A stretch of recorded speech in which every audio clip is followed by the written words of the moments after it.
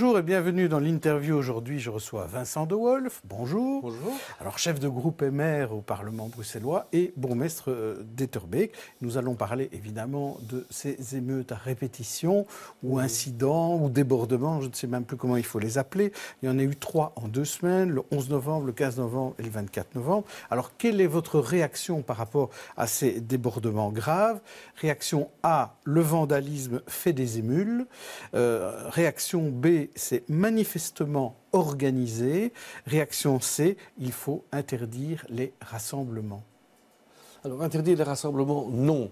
Parce que le droit de manifester est un droit constitutionnel. Il faut le limiter, il faut l'interdire lorsqu'il est séditieux, lorsque on sait qu'il peut y avoir des événements graves qui sont une volonté de nuire, qui est des organisateurs. C'est extrême droite, extrême gauche, des volontés de casser ou de faire du mal. Là, alors on peut l'interdire. Mais sinon, il faut organiser les manifestations, je veux dire, les contrôler. Moi, je crois que le problème, évidemment, tout le monde le dénonce, je suis le premier à le dénoncer, c'est scandaleux. Moi, j'étais dans le quartier, d'ailleurs, à ce moment-là, à titre personnel, privé. Mais, allez, mettez-vous à la place de ces commerçants, des badauds, des passants. Quelle image on donne de Bruxelles, de la ville. C'est comme si c'était une ville mise à sac tous les 3 jours. Alors qu'en réalité, non, c'est sans doute 20 ou 30 personnes. Est-ce que ce sont les mêmes ou non? Je n'en sais rien, l'enquête le démontrera. Mais moi, j'ai été frappé quand même d'encore voir récemment qu'un jeune Bruxellois sur 5 est dans le désœuvrement. On sait qu'il y a beaucoup de pauvreté. Le gouvernement n'y a rien fait depuis 15 ans, mais il n'y a pas que ça. Il y a un Bruxellois sur 5 qui n'est pas dans l'enseignement, qui n'est pas dans la formation, qui n'est pas à l'emploi. Et c'est la raison pour laquelle ça pose question. Il y a des émeutes.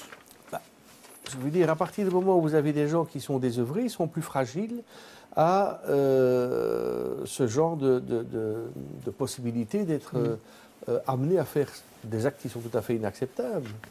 Mais ça, l'enquête démontrera un petit peu de qui il s'agit. Est-ce que ce sont les mêmes personnes les 3 fois ou non? Je crois que ça, c'est trop tôt pour le dire. Est-ce que la police a bien travaillé? Certains organisateurs, en tout cas de la dernière manifestation, disaient qu'il y a quand même eu des provocations policières. Le fait que les policiers soient là, ça a pu exciter certaines personnes. Écoutez, le premier événement, moi je l'ai dit, tout d'abord, les 3 événements ont eu lieu avec une seule zone de police concernée. Chaque fois. C'est Bruxelles, capitale XL. Bon. Donc, pas de problème de coordination entre les zones, pas de problème d'envoi de troupes par les autres zones. Nous, Montgomery, on a envoyé 18 personnes la première fois, 9 personnes la dernière fois. La première fois, quand on les a envoyés, on ne les a même pas employés. On a demandé aux hommes de patrouiller entre la gare du Midi et la gare du Nord, en profondeur, comme on dit au niveau policier. Pourquoi est-ce qu'on ne les a pas fait appel et qu'on a appelé des Anversois? Ça, je n'ai jamais compris.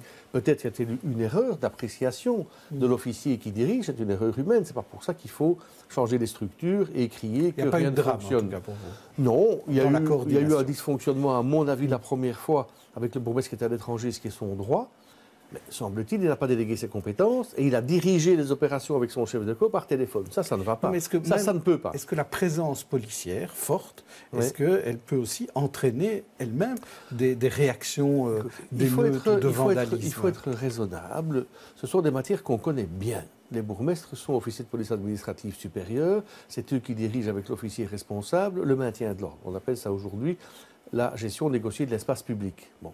On sait qu'on ne doit pas se montrer en première ligne pour ne pas provoquer des réactions agressives. Et donc, c'est ce qu'on appelle mettre des forces en profondeur. Et on a l'habitude de mettre ça, les combis, les hommes en tenue Robocop, etc., quelques rues derrière, comme on dit, prêts à intervenir. Mais allez, il y a à peu près 900 manifestations rien que sur Bruxelles-Ville. Dans ma commune, il y en a beaucoup aussi. Les dérapages sont peu nombreux. Là, il y en a beaucoup. Il se fait oui, d'accord. Mais est-ce que c'est le fait d'une minorité qui veut mettre la ville à sac? Voilà, c'est tout à fait inacceptable, évidemment. Des personnes ont été arrêtées, certaines ont été envoyées au centre de détention administrative à Etterbeek.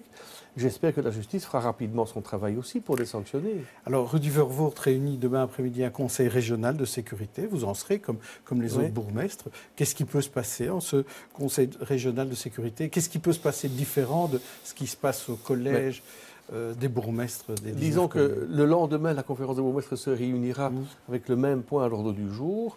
Bon, moi, je pense que il faut quand même savoir raison garder et se dire qu'il n'y a pas lieu de lutter entre les différentes compétences, entre le fédéral, le régional, le local. Non, tout le monde doit travailler ensemble dans le bon sens. J'insiste pour dire, même si ce discours n'est pas audible, mais il est réel, que les 6 chefs de zone et les présidents de zone, qui sont les bourgmestres, travaillent bien ensemble.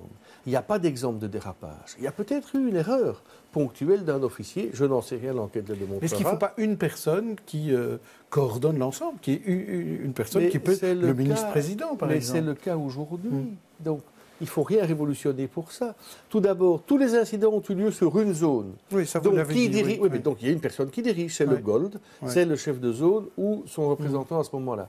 Lorsque plusieurs zones sont concernées, c'est là où commence l'événement que la personne dirige. Il y a un protocole à ce sujet. Et s'il y a une carence dans l'exercice du travail au niveau des zones, c'est le ministre-président. C'est dans la loi. Tout ça, ça existe. Et ça fonctionne bien. Donc pas de raison de changer. On peut toujours faire mieux, on est ouvert à la discussion, on est ouvert. Exemple, ce qui n'a pas bien fonctionné.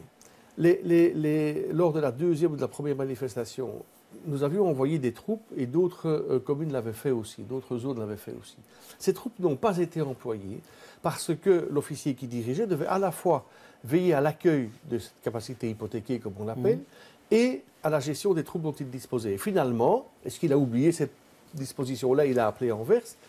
Je crois que si le DIRCO, qui est donc le directeur de coordination, qui fait le lien comme une poulie entre le niveau local et le niveau fédéral, si lui exerçait sa compétence d'accueillir la capacité hypothéquée, de la gérer, de la mettre à disposition du Gold, on aurait évité ce problème-là.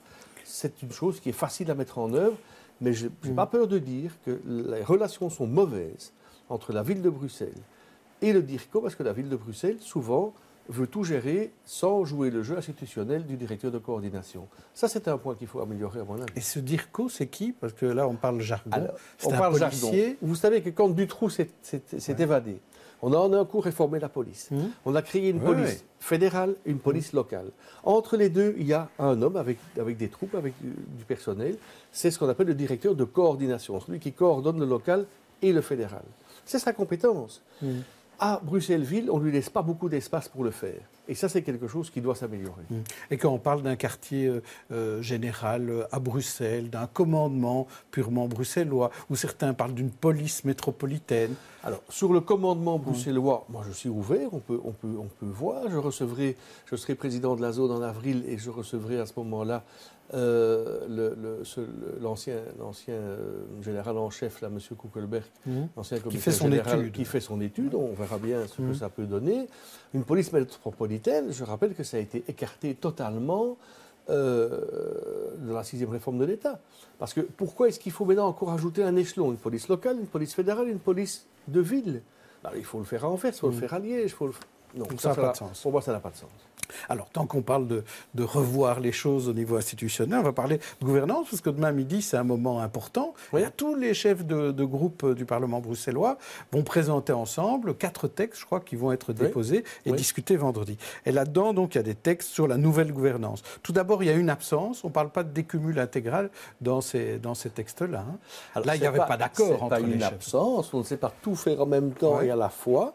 Je vous rappelle qu'on a travaillé depuis janvier de cette année à rythme forcé, une réunion par semaine, souvent plusieurs heures, et on a quand même révolutionné beaucoup de choses. Le cumul-décumul, c'est dans le 2e paquet, et un groupe de travail sera réuni, ou encore en décembre, il y a le budget, c'est un peu compliqué, ou de toute façon, début janvier, on va mettre ce point-là à l'ordre du jour. Il n'y a pas effectivement un consensus aujourd'hui. Pour l'instant, non. Il n'y en a pas. Il y a un élément étonnant, c'est qu'il y a une majorité alternative, puisque le CDH est contre, mais par contre, Écolo, qui est hors de la majorité, et Défi, plus les socialistes, ont signé la proposition. Mais il manque des néerlandophones encore. Alors, sinon, vous vous êtes mis, grosso modo, d'accord sur une commission de déontologie, sur la manière dont vous allez publier les documents administratifs, et puis, alors, très important, la transparence des rémunérations, des mandats, et aussi les règles de plafond qui vont être modifiées. Alors, moi, quel est le plus important, selon vous? Alors, moi, j'ai par exemple... je dirais que les citoyens aient accès aux rémunérations et que ce soit transparent, moi, ça ne me pose aucun problème. Dans ma commune, on a fait depuis des mois déjà, tout est publié sur le site Internet. On va le faire aussi au niveau du Parlement. Ce n'est pas une révolution. On sait combien touchent les parlementaires. Hein. Mais moi, j'ai aussi demandé avec force dans ce groupe, ça a été accepté finalement, mais ce n'est pas encore fait, mais ça a été accepté, qu'on publie aussi les rémunérations des ministres. Parce qu'il n'y a pas de raison qu'on le fasse pour tout le monde et pas pour eux, me semble-t-il. Alors, je crois que l'important n'était pas tellement là. L'important, c'était de respecter le plafond des 150%, qui pour moi était toujours respecté, mais apparemment d'aucuns ne le respectaient pas et d'autres ne le contrôlaient pas suffisamment. Donc ça, c'est complètement réglé. Et aujourd'hui, on va très loin. Donc, ce n'est plus seulement les mandataires publics, c'est aussi ceux qui ne sont pas élus, c'est aussi ceux qui sont dans les intercommunales, c'est aussi ceux qui travaillent dans des institutions privées mais financées par le public, c'est le médecin qui travaille dans un hôpital public et qui est parlementaire ou bourgmestre. Tout ça, on va rajouter les rémunérations et on aura un plafond de 150% avec des modalités un peu complexes à expliquer. Mais voilà, ça va fonctionner comme ça. Le tout avec effet, d'une part pour les communaux, au renouvellement de décembre 2018, c'est dans peu de temps, et pour les parlementaires en juin 2019. Donc juste après les élections à chaque fois. C'est ça. Alors très rapidement, une réaction sur les nuisances sonores. Le gouvernement fédéral a répondu de justesse au gouvernement bruxellois. Ce n'est pas suffisant, dit la ministre Frémaux. Ça ne suffit pas. L'étude d'incidence, on ne sait pas quand on en aura les résultats et rien n'a été proposé. Que dit le bourgmestre des survolés? Tout d'abord, les survolés, en ce qui nous concerne, sont beaucoup moins survolés qu'avant, compte tenu du virage large qui a été supprimé. Mais bon, ce n'est pas une commune plutôt qu'une autre qui compte, c'est l'ensemble de Bruxelles, hein, soyons de bon compte. Moi, je pense que l'élément fort, même si ça prendra un peu de temps, c'est quand même, et c'est la première fois, qu'une étude d'incidence sera véritablement faite par un organisme indépendant qui, pendant au moins 7 ans, n'a pas touché à ce dossier de près ou de loin, donc pas influencé ni politiquement ni économiquement, avec un marché public, une véritable étude d'incidence pour tout l'aéroport, pour tout Bruxelles. Je crois que ça permettra quand même d'objectiver les choses. Et je sais que le ministre a aussi des idées de quick win avec des nouvelles techniques de guidage des avions à l'atterrissage et au décollage pour limiter très très fort les nuisances. Donc c'est satisfaisant pour vous? Écoutez, on peut toujours faire mieux, c'est jamais parfait, mais je pense qu'on est là sur la bonne voie. L'étude d'incidence, c'est vraiment un nouvel élément fondamental. Pour la route, il faut que je vous pose la question. Didier Reynders, ministre-président en 2019, comme l'a laissé sous-entendre une interview dans l'Écho. Qu'est-ce qu'en dit le chef de groupe MR? Moi, je suis cool par rapport à ça. Je ne m'occupe pas des personnes. Je fais mon boulot. Vous lui laisserez la place si jamais... Écoutez, d'abord, ce n'est pas moi qui décide, c'est le président qui décide. Hein. C'est encore le président du parti qui décide qui devient ou non ministre ou ministre-président. Moi, je pense bien faire mon boulot. Je pèse très fort sur la majorité, plus qu'hier, vu les circonstances. Je peux vous dire que dans les réunions de travail, si on n'est pas là, on se voit pas. Donc, on a vraiment un rôle important à jouer.